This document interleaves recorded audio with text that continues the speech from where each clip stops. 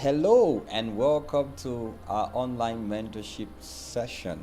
I'm so excited that I'm here with you again. It's Friday evening, few minutes past the hour of 7, and I'm so glad that we are connected right now.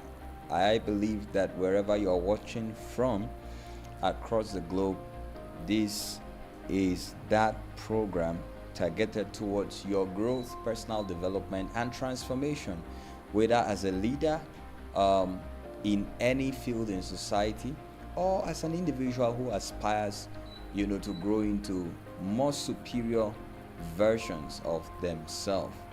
Okay, we deal with subjects that range from faith and relationship with the divine, to subjects around the corporate world, business, finances, leadership, and just generally everything, that life is all about. It's all about your growth and transformation, and that's why we are here. That's why it's called a mentorship session. And I know that your life will take a new turn today by the things that you will hear and also by the interaction that will go on. And that's what I want to encourage every one of us watching right now. I want you to know that this broadcast is an interactive session, okay? And I do believe that we will have a lot of interaction going on all the live chat rooms across the various platforms that you are streaming this program from. We are live on YouTube and we're also live on Facebook. So feel free, the call is yours to belong to any of the platforms and to stream this program. It's going to be exciting, informative, educative, and life transforming, life changing, like you have never experienced before. So once again, I thank you for being a part of online mentorship session. I want you to do me a favor. Just hit the like button right away and then begin to share this broadcast with as many as you can. I encourage you to do that. Please take a moment to share this broadcast with all your friends, your family members, your colleagues, your co-workers, your superiors, your subordinates, everybody around you, your spouse who may be far away or maybe seated right there with you. I want to encourage us to share. It's really exciting and it's really important that we get to share this. First of all, it's a sign that we believe in what we are hearing and what we are part of. And then it's a way of you opening the window to someone who may not have heard of online mentorship session to be part of this broadcast and to experience genuine transformation. So I want you to do that right now. Hit the like button and then begin to share. Okay, I'm going to wait on you to do that, and then we are going to dive right into the discussion for today.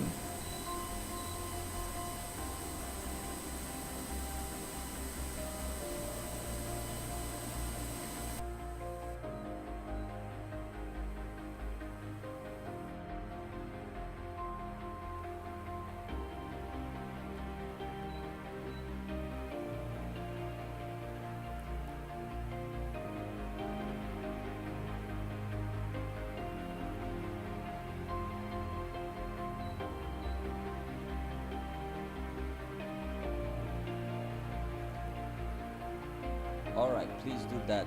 Share with as many as you can. And I'm so glad a lot of people are already connected. I see a lot of, especially some of us who are joining in for the first time. If this is your first time being part of online mentorship session, you are most welcome. We are so excited to have you as a guest.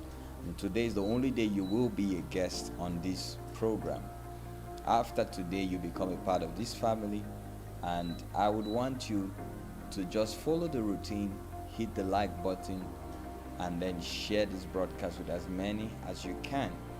And if you're a first-time viewer today, if you're watching on Facebook, I'd like you to join our social community. Do well to follow the page on Facebook. And if you're watching by YouTube, I'd like you to subscribe to the channel, because I assure you that there are many more contents coming on these platforms that will bless you and that will really cause a huge impact in your life. I believe that you are not here by accident. I know that it's going to be life transforming for you. So please help us follow the drill and like, share, subscribe, or follow if you're watching by Facebook. Thank you so much. I see a lot of us are already connected and tuned in on YouTube. Now, when we are done with liking and sharing, I'd like you to go straight to the comment section. Let us know where you are following from. Okay, let us know what city and what nation you are following from. I see we have new members on our YouTube channel, and that's so exciting to know. Ayuba says, great to be here again. Good evening, everybody. I wish somebody would respond to Ayuba on the live chat room right now.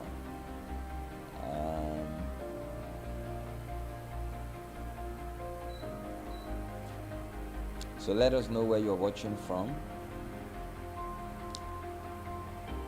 On Facebook, I think I saw a new name, a new viewer, yes. John Brown. Thank you so much for connecting, John Brown. Please let us know what city and what nation you're watching us from right now that you're streaming this program from. Constance, all the way from Ghana. Thank you, Constance, for being a part of this. Adi Daniel says, more of you and less of me. I believe he's talking about his relationship with God, and that's true. More of God and less of us every day. More of his wisdom, his power, and everything that he has to offer that we will enjoy. And that should be Pastor Kenny Savior. Thank you for being here, sir. And so many more. Our regular viewers, thank you. There's Constance from Accra, Ghana. Constance, you are watching from Accra today. Did you change your location or did you travel? Kemi Suleiman. Oh, it's wonderful. It's good to have you join us, Kemi Suleiman. It's good to have you join us, Miss Kemi. Yes, Mr. James says, good evening, Apostle. Good evening, sir. And many more. Bulus says, connecting live from city of Maiduguri, Nigeria. And so many more people who will be part of this. In fact, I know there are people who are watching but have a phobia to engage in the chat session. Yes, I know there are people like that. They just have a phobia for chatting in a live broadcast like this. And I believe and pray that you will conquer that phobia and be part of the exciting interaction today. Let's begin by saying a word of prayer, and then we'll dive right into the subject of discussion today. Father, thank you for everyone connecting from across the globe, and even so many more in Nigeria here. And Lord, we've come with the heart of simplicity to learn. And I ask that you cause us to interact with your wisdom and open our eyes to truths in simplicity, but fundamental truths that will help shape our ideologies according to the wisdom of your word, and help us to experience transformation at another level in every aspect of our life. In Jesus' name, amen. Okay, Precious is live from the USA. Who is this? Bulukutun Injection Substation. All right, I guess the person is using, what do you call that in social media? When somebody's using the office account. Thank you. Somebody's using an office account. So, and the person says, "Good evening, Daddy," and good evening to you, but I don't know who the person is. So let us know who you are and where you are connecting from. I think the office account already gave you up, so we know you are following from the city of Maiduguri. And I see a lot of people just raising their hands. That's amazing. Everybody raising their hands over there. And see some of us putting out love emojis and stuff. Great, great. Are you guys joining from Yola, Nigeria? That's a city in northeastern Nigeria. Thank you so much. All right, team polarization. Now, we started this talk about polarization, and this subject was inspired from the last topic of discussion, which was people-driven leadership. And I told us that people-driven leadership is the leadership that is centered towards harmonizing the potentials and the skills of people to achieve a common goal whilst developing the people in the process. And I believe that one of the greatest needs in our world today is leadership, the need for leadership. Everybody's looking for someone they can follow. Everybody's looking for that person with a stronger influence that can positively influence people aright to a common goal or to succeed in every field of human endeavor. All right? And we know that leadership is, influencing people to achieve a goal without the use of coercion or force. You can be a leader. Mr. Dibal says, "Good evening, Apostle." I believe that's Mr. Dibal from the United Kingdom. Ayola Ezekiel's right here in Maiduguri, Borno State. Says, "Good evening, Apostle." Thank you so much, Mr. Ayola Moses Ezekiel. So everybody is looking for that person with the right influence.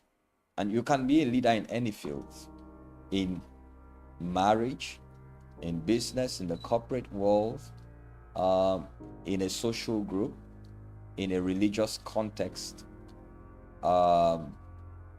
in society generally. And I believe that all of the principles that we learn about leadership applies in these various fields. Now, because of the need to develop people-driven leaders who help the people to develop and also through the people are able to achieve goals, successful goals, these leaders are highly sought after. People-driven leadership means your focus will be more on the people, because leadership isn't just about strategy, it's about people. John Maxwell said, if you are leading without anybody following you, then you are just taking a walk. You're not leading. What makes you a genuine leader is that there are people who follow you. So, and it's something you need to understand, that at some point you are being followed by someone. Somebody's looking up to you. Where you are is somebody's desired dream. It's somebody's desired destination. You may not be where you are going to, but your current version of life is already somebody's dream. Whether you know it or not, there's always somebody that you are above, somebody who you are more than, that is looking up to you. And it is important to develop every leadership trait that you have to influence those people to achieve more and to succeed. And that is what has prompted us to dive into this very rare topic of discussion that I call team polarization. Team polarization. Yes, we have more people who have joined in. Obina, tell the house that you are following all the way from Delta State. And you're welcome. I saw some new names on Facebook. Forgive me, I'll just keep going again and again to acknowledge everyone who's part of. Here's Williams all the way from Kaduna. Thank you, Williams, for being here. This is Kadir Dibal. Thank you, Mr. Kadir. Watching from Adama, from Yola Adama. Thank you so much, sir, for being here. I think that's all for now. So I saw a comment on Facebook, one of the last comments. Okay, Joy Joseph says, where you are is somebody's dream. That's true.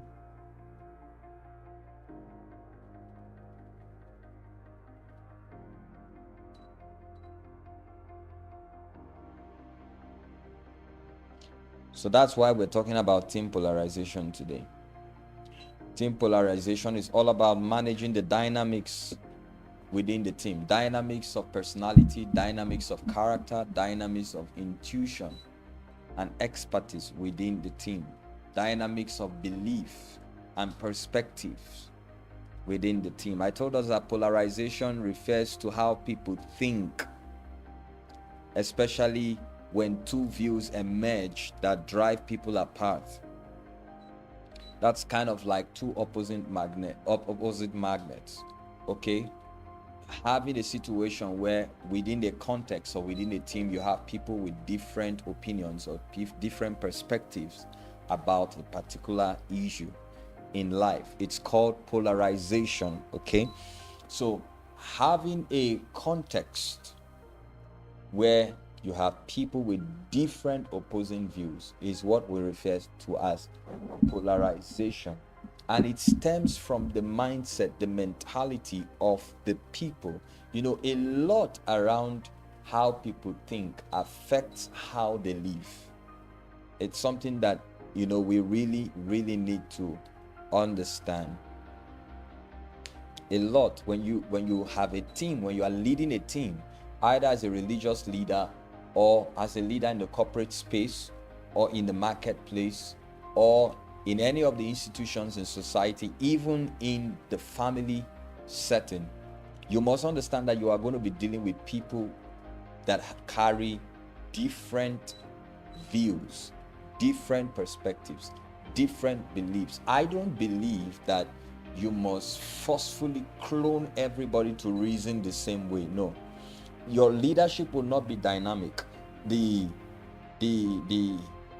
team will not be organic. Let me use that word. The team will not be organic in her approach towards solving issues and achieving goals, because you are trying to create a system that clones everybody to think the same way. And I think that for us to see the big picture of something, we need different views of that thing. In fact, we are living in a world that is often referred to as a three-dimensional world. Okay? That means that you are able to appreciate objects and things on the three-dimensional plane. Am I right? Is that what you people refer to as 3D? Good. Now, you have you better appreciate that object because you have a 3D view of it. You are able to see it from different sides, different dimensions. And that's why I believe that every team should be left to run organically. Allow the emerging opposing views in your team. And whilst a lot of leaders are afraid of having a team such as that, because they think that if I have a team where I have people with different opinions and different beliefs and different perspectives, it will be difficult for me to manage the complexities of their reasoning, the complexities of their understanding. My friend, if you think that that's going to be very difficult for you, then I want you to look at it from the flip side. You stand a better chance at succeeding when you have a well-polarized team. That's why it's called polarization, polarity. Okay? It's like, you know, two sides of a magnet, positive and negative, or two sides of a battery, positive and negative, and you need the combination of these two sides to produce a magnetic force or to produce life. And I believe that with this explanation, we are able to understand what polarity really is. Okay, coming down to the sociological context,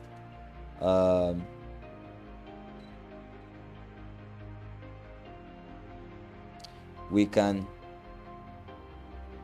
look at polarization from the social context. We can look at it as the segregation within a society that emerges when factors such as income inequality, real estate fluctuations, and economic displacement result in the differentiation of social groups from high income. Okay, we may not really need to talk about social polarization, but this is, due to factors such as income, real estate fluctuations, that's accommodations for people, and economic displacement. You have a situation where society has different cadres, different ranking, a ranking system in society. For instance, they say the high class, the middle class, and the low class. Somebody cracked a joke recently that because of the swerve in the downturn in Nigerian economy, even though some statistics believe that the economy is growing, and some other people argue that the rate of the growth, the percentage, is very slow. But whatever their opinion is, somebody argued that you no longer have a middle class, you just have high class and low class. So it's social polarization because of existing factors such as income earning. Okay, so that people have high earning incomes because of the kind of jobs they do or businesses they do. And there are those who are middle earning and low earning income individuals. They are differentiated, they are sort of segregated, in society. Issues or factors like real estate fluctuations. So what that means is the different kinds of accommodations you have within a societal context because of the different classes of citizens. Now, the classification of citizens is not based on skin color or based on human worth. No, it's due to factors that separate them, like income, like accommodation, and all of that. There are in certain cities in Nigeria and even in overseas, there are places where high income earners stay. They call them high brow areas or government reserved areas. Like if you live in Nigeria, if you stay in a city like Lagos, you need to visit places like Ikoyi, places like Victoria Garden City, places like Lekki Peninsula, close to where they have the Lekki Free Trade Zone and where they are building the Lekki Deep Sea Port and the Lekki airports and all of that. When you come to cities like Abuja, you have places like Maitama, Asokoro. These are high brow areas. Okay, so you see that even in society we have this thing about polarity where people are separated more than just their mentality to physical factors working around them.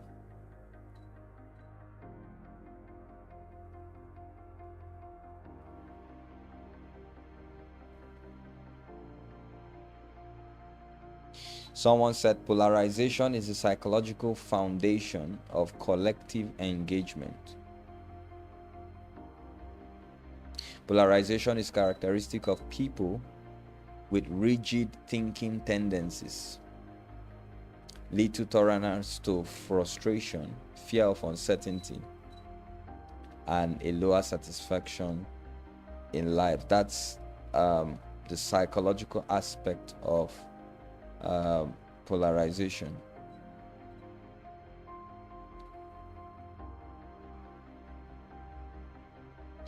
So let's narrow down to team polarization. Okay, we're looking at having different personalities and different mindsets within a team and how to be able to manage all these dynamics within a team to achieve much. So look at it this way.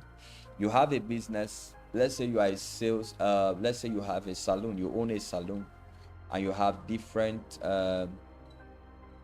people that work for you in the salon, different girls. Say you have about 4 to 5 of them. You already have a team. That team has been built together to achieve success on behalf of that organization. And each person will have a different role to play. At some point, their roles may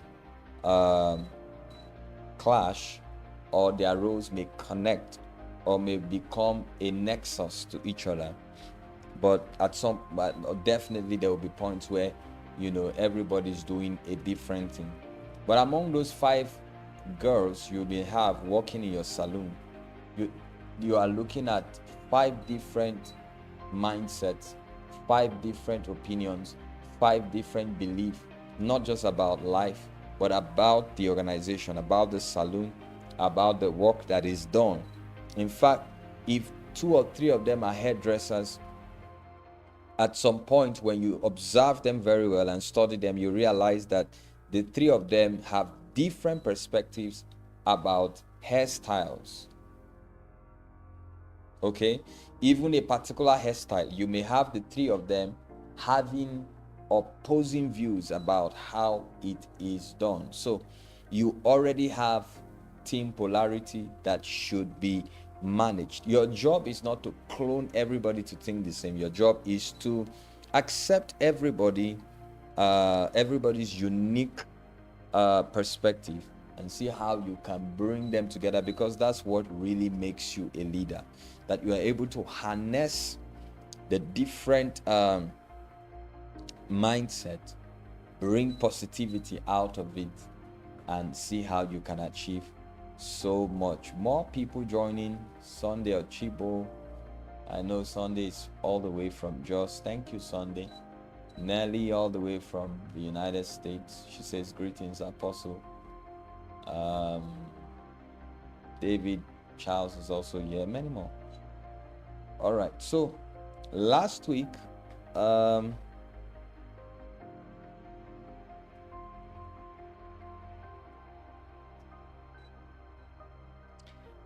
I gave us different keys to managing the polarity of your team.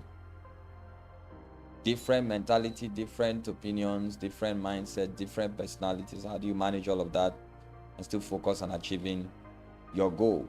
I gave us different keys, and I'm just going to read a few of them again. I said, number 1, appreciate the diversity of every individual. Appreciate diversity. This person thinks this way, this person thinks this way, this person thinks that way. Appreciate diversity. In fact, God is a God of diversity, and you see that in nature. All right, plants breathe in carbon dioxide and breathes out oxygen. Humans and animals take in oxygen and breathe out carbon dioxide. See that polarity in nature.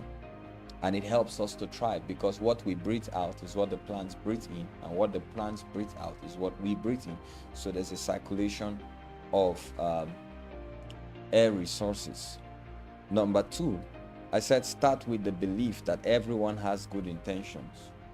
It's good not to assume on people when you are leading a team.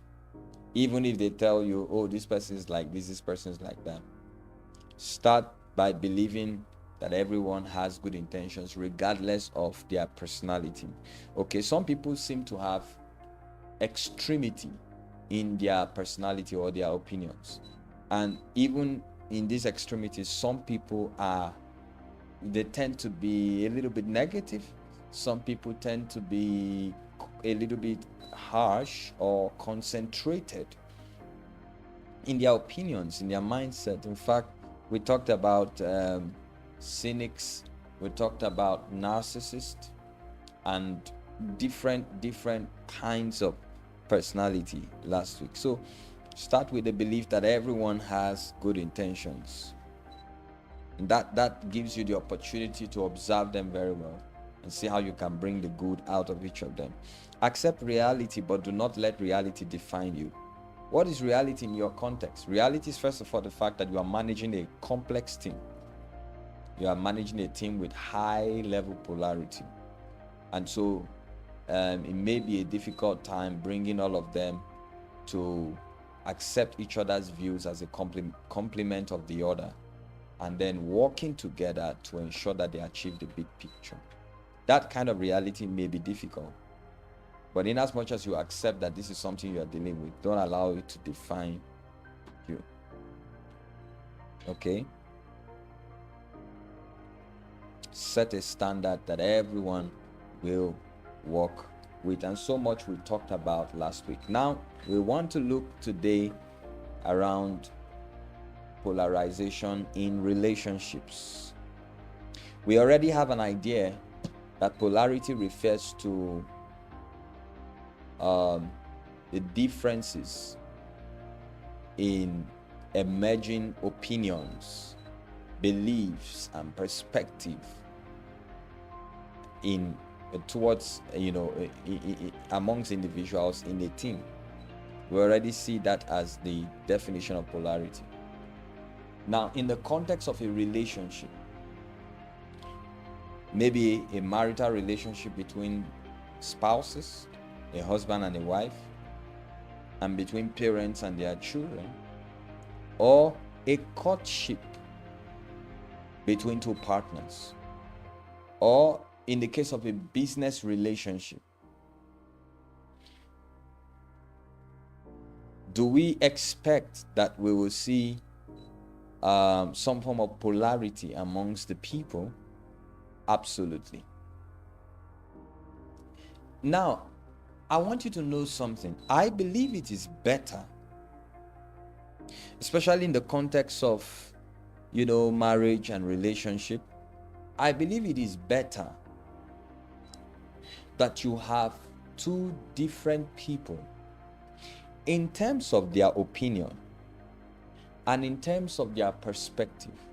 I believe you will have a relationship that stands the chance of succeeding and passing for a greater relationship if you have two different people come together.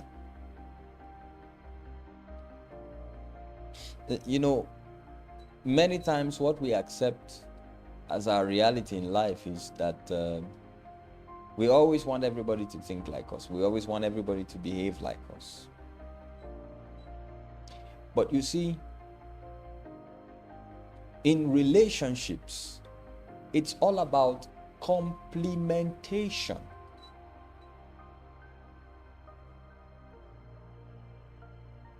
It's all about complement, not conflict. There has to be something in you that is beneficial to the other person, and there has to be something in that person that is beneficial to you. So as much as we'll want to have it, I don't think that a relationship stands the chance of succeeding if you have two same people. And with all due respect, that's the reason why a lot of people have an issue with gay relationships. You see, even people who are involved in gay relationships, you still find a polarity amongst the individual partners. Even if it's a same-sex relationship, you still find that one person has to be masculine and the other person has to be feminine. So that tells us that having opposing personalities and views are of a greater advantage to succeeding in relationships. Now, when you start a relationship, maybe a business relationship, or maybe a romantic relationship with the intention, that it's going to become a marital relationship that will produce children, and on and on. It's important that when you start a relationship, let the structure for communication be established first, because that structure will allow you to understand the partner that you are connected to and that you will be dealing with. Understanding their personality. I believe that's why communications are important in relationship, to first of all and primarily build mutual understanding. So as we get to know ourselves, we get to see a lot of difference in ourselves. For instance, two people get married, husband and wife, and they're excited that they are married. And then a few days after their marriage, they begin to make shocking discoveries about themselves.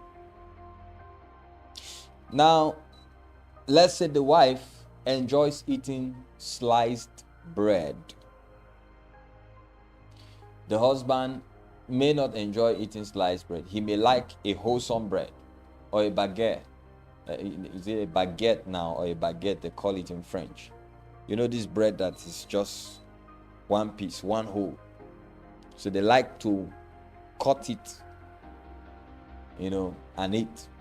I remember somebody told me a story of a gentleman who went to a Christian assembly church, and they were having one of their Christian rituals that we call Holy Communion, one of the rites in the Christendom, very revered rite, the Holy Communion.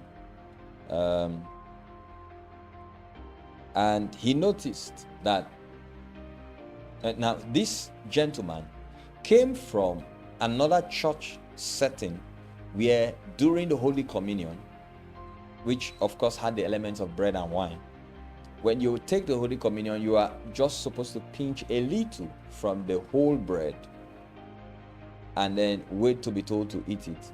And then you take a little cup that already has the wine in it and you drink. That's where he came from.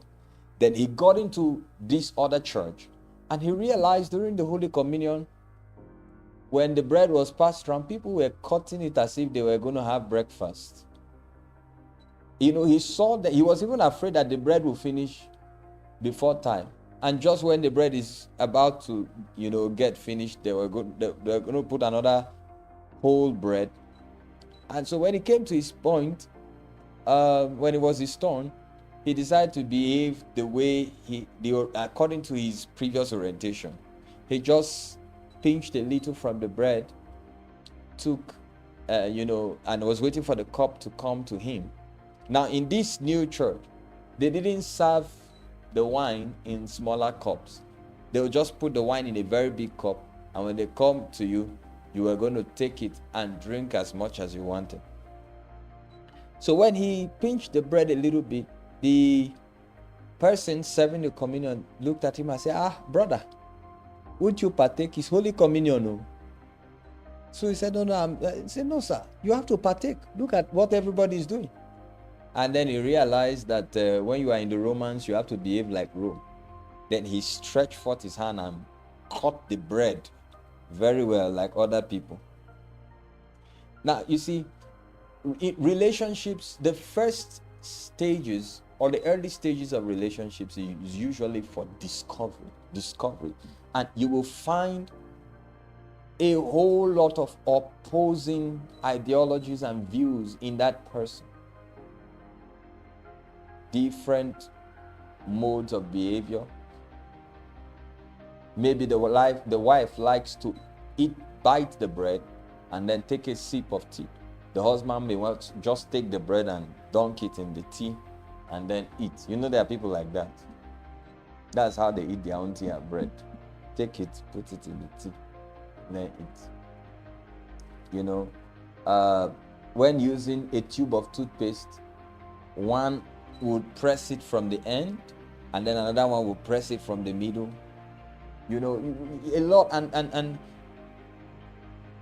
couples begin to develop problems at the early stages of their relationship, or even business partners, because they don't know that they are in the season or the stage of discovery.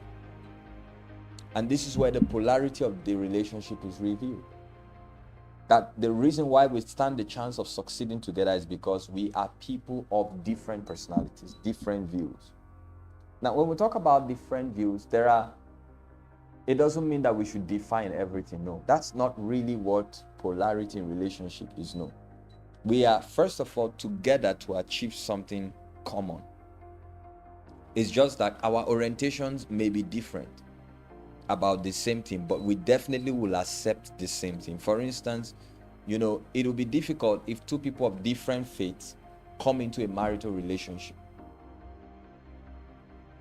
But it's not a big deal when two people of different faiths come into a business relationship, because they know that the common factor in their relationship is the business investment that they are going into. And this goes beyond their faith, their belief. That's the reason why I'll advise for a lot of communication and understanding at the early stages of the relationship, because that's when the true polarity of that relationship is believed. And there's something you need to know. I've said it before, that you cannot change people. You can only influence people. Remember, leadership is about influence, not changing people. If you insist on changing people, you are already introducing some form of force or coercion. It's difficult to force somebody to snap out of an orientation that they have been used to for a long time, just wanting them to behave. And that's part of the problem we have in our churches, in our religious cycles, churches and mosques and all of that. We need to develop a template in our religious context that allows first to understand the orientation of the individual, and then not forcing them to change, but presenting to them a more persuasive pattern that they are promised that when they conform to it, it will bring about development. What we should sell to them is development, is transformation, is growth, not just change. Of course, transformation, growth, development cannot happen without the process of change. But you see, when you sell change and isolate these, you are trying to force people to go beyond the orientation they've been used to. And it becomes religion, actually, because you need to appeal to their reasoning.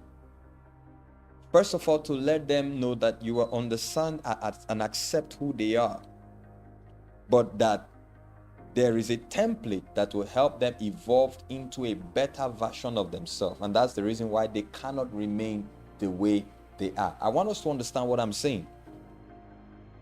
Okay? So if you truly want people to change, to grow, to develop, to be transformed, sell the impression of influence, sell the impression of better, of development. Let them understand that what you are selling to them gives them the better chance of succeeding in who they ought to be. And that's when they actually really begin to change. This is comfortable to be applied in a marital relationship, in a business relationship, in a corporate setting, and even in the religious context. This is very important. I want to stop here to see if we have questions. I just want to be sure that we've understood everything that we have set out. I'm stopping now to find out if we have any question from anybody. I just believe that, what I've said so far has really made sense to us. So let's see if we have questions, whether on YouTube or Facebook, as touching this.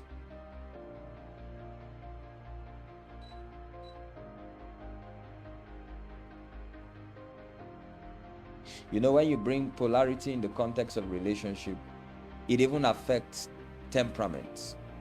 It even affects personalities. All right. And so this person is a sanguine, this person is a choleric, this person is a melancholic, this person is what's the other one now? Sanguine, melancholic, choleric, phlegmatic, or what do you call that now? Phlegmatic. You know, you have to learn to accept people first for who they are. And I want you to know something. You know, a relationship is exciting, adventurous, and stands a chance to succeed when you have a natural blend of polarity. Okay, we can't have two same people coming together. No. If they must complement one another, they have to be differences in their views. Here's another example. Something about the gender, and this works especially, it works in all kinds of relationships, but especially in the marital context. When it comes to perception, men are visualistic to a large extent. Doesn't mean they don't hear, but men are largely visualistic. Women are audible or acoustic. They hear a lot. They are moved by what they hear. So you can influence a woman more by words. And men are influenced more by actions, by objects, what they can see. In fact, that was why in the Bible, God told Abraham in Genesis chapter 13, when Lot was separated from him, he said, lift up now your eyes as far as you can see.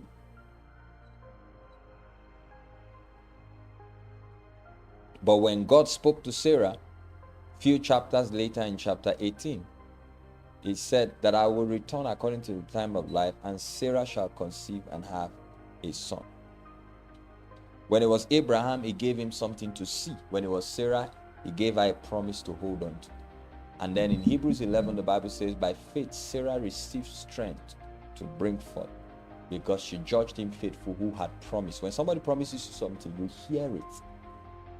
And that builds conviction in you. So women, when it comes to perception, they are audible.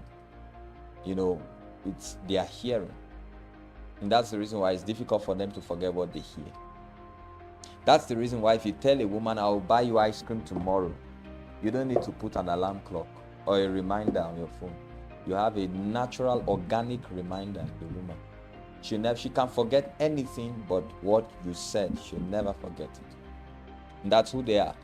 And so when you understand that as a man, you'll be very careful what you say. Say what you mean. And don't say what you don't mean. Say what represents your ideologies. And this is what seals the communication gap in relationships. When it comes to sight, in the gender of male and female, men have foresight. They see ahead. They see on a straight line. They have linear vision. But women have insight. Men can see what is ahead. Men are usually futuristic in their view, but women are always in the present. That's the reason why the car you want to buy for the woman in 6 months' time is important, or as important as the apple she wants you to buy for her today. That's the reason why some men seem to have problems with their women. You know, they say, oh, I need to go out and get money to take care of her because she'll make demands. But at the same time, she still wants my time. Which one will I give her? That's where the balance comes in. Understand that going out to look for money to take care of the home, it's a good plan. that ensures the future of the family.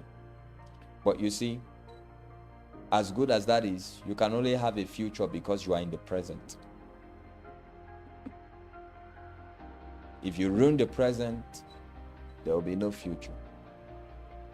And what's the present? That time, that now that you are standing with her, that time with her is as important as the business deal you are going for tomorrow or traveling for tomorrow that will profit you. So you see that understanding our different polarity in terms of gender and in terms of personality helps us to succeed in relationships. Okay, I think I have a few questions that I can attend to.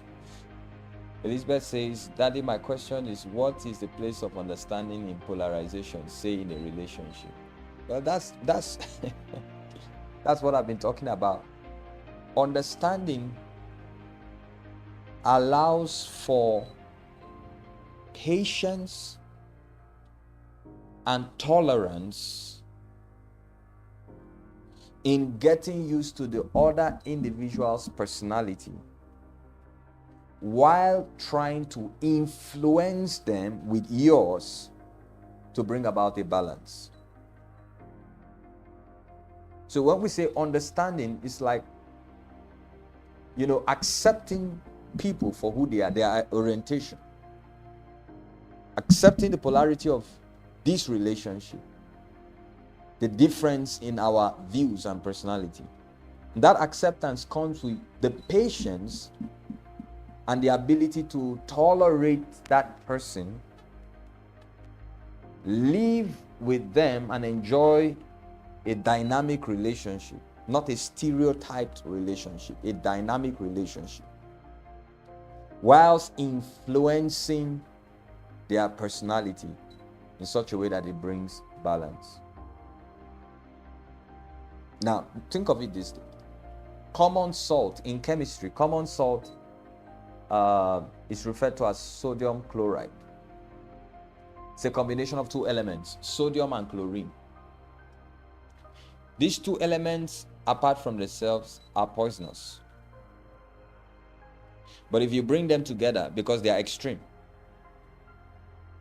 in their ionization, they are extreme, even according to their position in the periodic table. But if you bring them together, it creates a compound that can be useful, a compound that is moderate in its characteristics. Now, it takes time. The coming together of sodium and chlorine takes time. That reaction would take time for it to become sodium chloride. That's exactly what understanding does. Two people with different views, with different personalities, with extremes, coming together and over a period of time accepting one another regardless. And then because of that acceptance, the patience and the tolerance is exhibited to help influence one another and see each other as a complement. And that's where the balance comes in that relationship. I don't know if I've been able to attend that question, Elizabeth.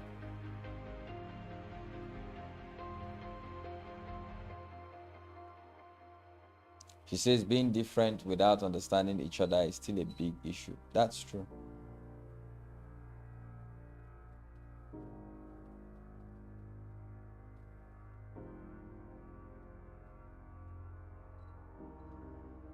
All right.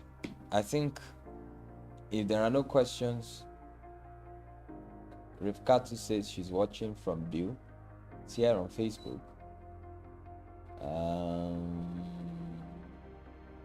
Yes, Rivkatu Ndahi. God bless you. All the way from Bill.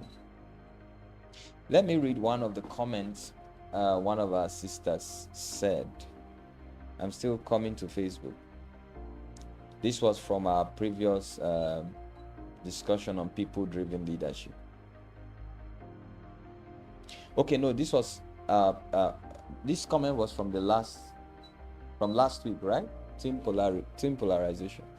She says, being a leader is a Herculean task because the leader also probably has one of the character traits of the members, but they have to overlook theirs and try to understand.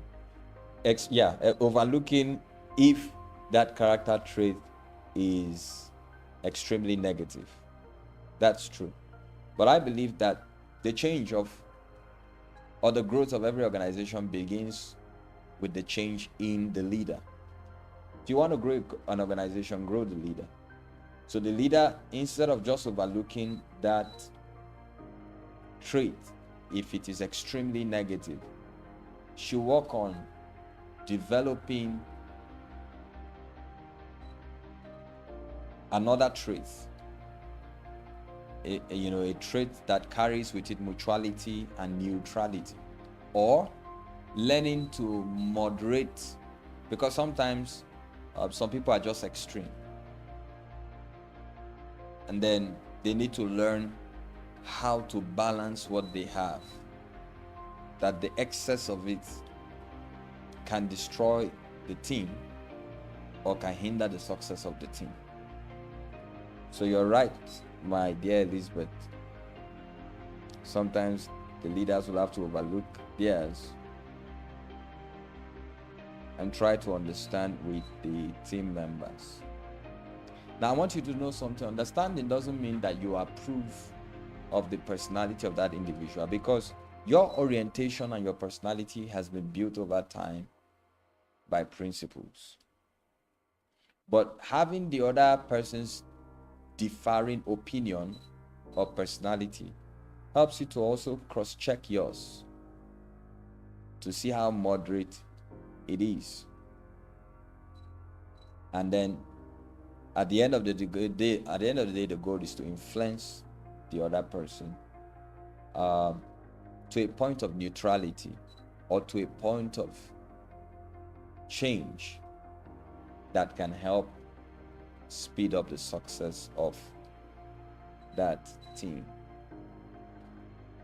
All right, that's much we can take under this subject.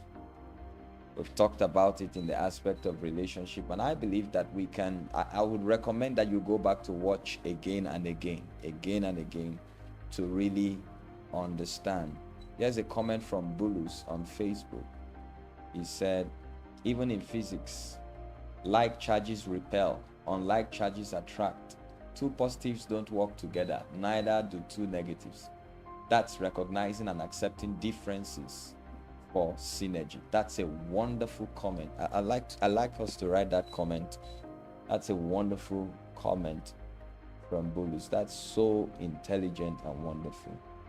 Recognizing differences for synergy. It's all about complement and not it's complementation, not competition. It's complementation, not competition. Okay, David says, sir, what if you accept people the way they are and they refuse to be transformed? How long should one wait? For as long as you are willing to still have them on your team to achieve that goal. You need the patience. Now, there's something we need to know. Time does not change anything. Time only reveals things. Intentionality is what changes things. Deliberate effort. Waiting without teaching them. Waiting without telling them the truth. Waiting without giving them an honest opinion of who they are. Waiting without showing them the necessary materials that will bring about moderation in their personality or will bring about change. Waiting without doing all this will bring no change. So you have to intentionally give them knowledge, teach them, give them honest scrutiny, constructive scrutiny, constructive criticism, time and again. Jesus, 3.5 years, he came back even when after he resurrected and still kept teaching them, kept teaching them, kept teaching them, kept teaching them. And he has left the Holy Spirit who is still teaching us and guiding us into all truth. If you truly have a heart to succeed with that member being in your team, then you'll have to be patient. Remember, acceptance and mutual, understanding will bring about patience and tolerance on your part till your intentional efforts on that person pays off, and they are either able to achieve a balance in their view or their personality, or achieve a total change. Thank you so much. Let's leave more questions to next week. Now, an exciting announcement before we go. Next week is going to be the 1st of August, I believe. 1st of August. We're going to have a special session. It's going to be general questions and answers on all that we have discussed and many more that you would want to talk about. So next week is going to be general questions and answers. It's going to be more interactive. We're not teaching anything. I will just be readily available to attend to any kind of question that you may have. So I want you to get ready for next week because it's going to be an amazing time. I do hope you have learned something today. Thank you so much for your great time. Please do well to go back and listen to the broadcast again. The stream is saved up online. Listen to it again and share it. Share it, whether on Facebook or YouTube. Please share it again and again and again. There are many more people who need to hear this. All right? It's continuous hearing that can guarantee prolonged transformation. Continuous hearing can guarantee prolonged transformation. Thank you so much, and God bless you. Live in the spirit of all that we have discussed. I pray that you will keep experiencing growth, personal development, and transformation. Be the best that you were created to be. Be the leader that everybody aspires to follow. Whether as a father, a mother, a religious leader in the corporate world, in the marketplace, be the leader that everyone aspires to follow. God bless you. Do have an amazing weekend ahead. Bye for now.